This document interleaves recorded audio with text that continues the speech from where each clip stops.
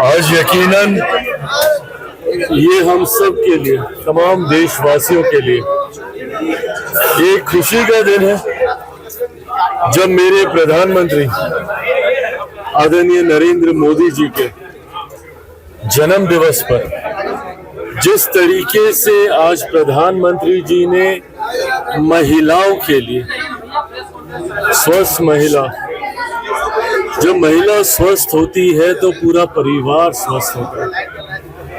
और इस बात का मैं व्यक्तिगत तौर पे अनुभव कर सकता हूँ, क्योंकि मैं भी एक ऐसे परिवार से आता हूँ जहाँ पे अब मेरा ध्यान सिर्फ मेरी माँ रखती है।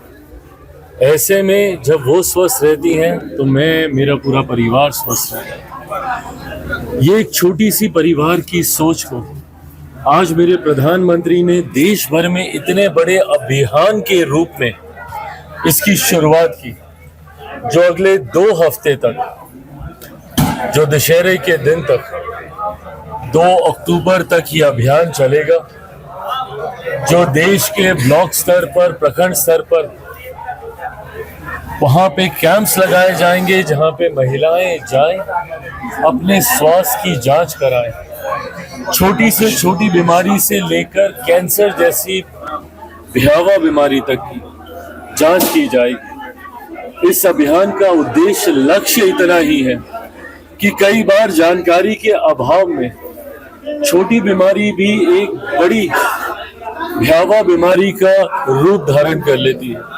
ऐसे में समय रहते अगर जांच के माध्यम से उसका पता चल जाए तो संभवतः उसको नियंत्रित करना और नियंत्रित करके जीवन को बचाना आसान हो जाता है। ऐसे में जब ये कैंप्स लगे, मैं आप सबके माध्यम से भी, हम लोग तो प्रयास अपने स्तर पर कर ही रहे हैं, शासन प्रशासन पूरी तरीके से इस बात को लेकर जागरूकता भी फैला रहा है कि ज्यादा से ज्यादा महिलाएं आए। जितने राजनीतिक दल हैं, हम सब प्रयास कर रहे हैं कि हम लोग के कार्यकर्ताओं के माध्यम से महिलाओं तक ये जागरूकता फैले। और मीडिया साथी के माध्यम से भी मैं आग्रह करूंगा कि इस विषय को ज्यादा से ज्यादा घर परिवारों तक पहुंचाने का कार्य करें, ताकि एक भी महिला इस अभियान के साथ जुड़ने से अछूती ना रह जाए, जुड़कर अपने स्वास्थ्य की जांच कराएं। भगवान ना करे अगर कोई ऐसी समस्या सामने आती भी है तो हमारी सरकार ने पहले ही आयुष्मान के माध्यम से 5-5 लाख रुपए तक का मुफ्त इलाज का प्रबंध कर रखा है। कोई कठिन परिस्थिति आने पर वो अस्पताल में जाकर उसका पूरा इलाज कराकर पूर्णतः स्वस्थ होकर पुनः अपनी और अपने परिवार की देख रेख में वो लग सकती है। आज मैं मेरे प्रधानमंत्री को विशेष तौर पे धन्यवाद दूंगा कि उन्होंने अपने जन्मदिन के दिन जिस तरीके से इस सृष्टि की रचना करने वाली मातृशक्ति की चिंता करने का काम किया, उनकी ओर जिस तरीके से इन्होंने ध्यान देश भर का आकृष्ट करने का कार्य किया, उसके लिए मैं प्रधानमंत्री जी को अपनी तरफ से, अपनी पार्टी की तरफ से मैं धन्यवाद कहता हूं। और साथ ही मैं उनके जन्म दिवस पर उनको ढेर सारी बधाई और शुभकामनाएं देता हूं। मांझी जी 20 सीट चुनाव लड़ रहे हैं और चुनाव सीट की मांग कर रहे हैं और नहीं मिलने पर 100 सीट की दावेदारी की घोषणा कर रहे हैं। इंडिया में सब कुछ ठीक नहीं चल रहा है क्या? इंडिया में सब कुछ ठीक है। कई बार जब चुनाव समीप आते हैं और सीटों का चयन, सीटों का बंटवारा, जब ये तमाम प्रक्रिया का पालन किया जा रहा होता है तो कई बार कई राजनीतिक दल अपने अस्तित्व को और मजबूत करने की दृष्टि से इस तरीके की बातों को रखते हैं। बहरहाल आदरणीय मांझी जी स्वयं केंद्र सरकार में केंद्रीय मंत्री हैं, उनके सुपुत्र बिहार में मंत्री हैं। मैं मानता हूं कि एनडीए का एक मजबूत हिस्सा होने के नाते साथ में रहकर हम सब बहुत ही एमिकेबली, बहुत ही सहजता से सीटों का बंटवारा और सीटों के चयन की प्रक्रिया को जल्द आरंभ कर देंगे। अभी तक हम लोग उपराष्ट्रपति जी के चुनाव में तमाम घटक दल व्यस्त थे, पर अब उससे फारिग होने के बाद जब उपराष्ट्रपति जी ने अपना कार्यभार संभाल लिया है, अब विधिवत तरीके से सीटों के बंटवारे और उसके चयन की प्रक्रिया को शुरू किया जाए। बिहार में मंत्री का एंट्री हो गया, गिरिराज सिंह कह रहे हैं। तेजस्वी यादव बिहार बदलाव रैली पर निकले हैं। इस बार कोई भी इंडिया गठबंधन का उनके साथ नहीं, अकेले नहीं।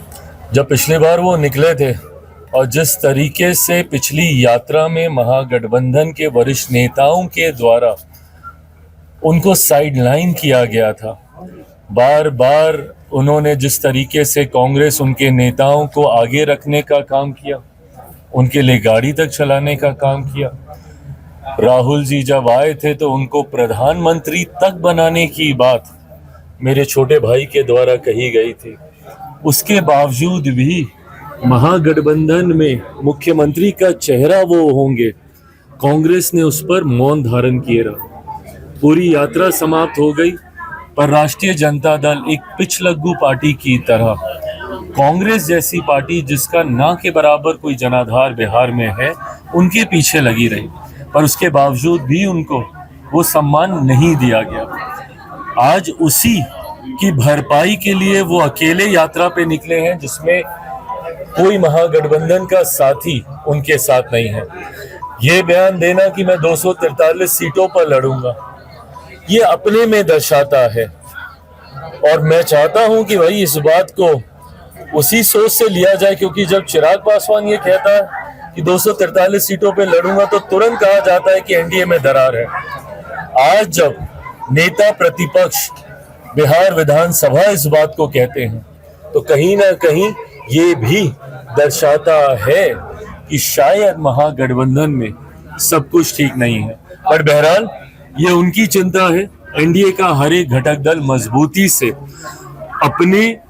अपने गठबंधन को मजबूत करने में लगा हुआ है। बड़े लक्ष्य की ओर हम लोग अग्रसर हो रहे हैं। 225 से ज्यादा सीटें जीतकर इस बार एनडीए बिहार में सरकार बनाएगा, ये विश्वास मैं रखता हूँ। आपके मित्र प्रशांत किशोर कह रहे हैं कि बीजेपी, जेडीयू, आरजेडी ये सब एक्सपायरी दबा है। क्या आपके मित्र प्रशांत किशोर बोल रहे हैं, मेरे मित्र प्रशांत किशोर बोल रहे हैं कि आरजेडी, कांग्रेस, जेडीयू ये सब जो एक्सपायरी दबा। जब आप एक प्रतिद्वंदी होते हैं तो आप और किस भाषा का आप इस्तेमाल कीजिएगा, आप दूसरे से अपने आप को बेहतर ही बताइएगा। और जहां तक मेरी जानकारी है, प्रशांत जी किसी गठबंधन का हिस्सा है नहीं, तो यकीनन अपने वर्चस्व को बढ़ाने की सोच के साथ उनका ये बयान देना स्वाभाविक है। थैंक यू भाई। अगर आप ये वीडियो YouTube पर देख रहे हैं तो हमारे चैनल को सब्सक्राइब कर बेल आइकन दबाएं, और Facebook पर देख रहे हैं तो हमारे पेज को लाइक करें।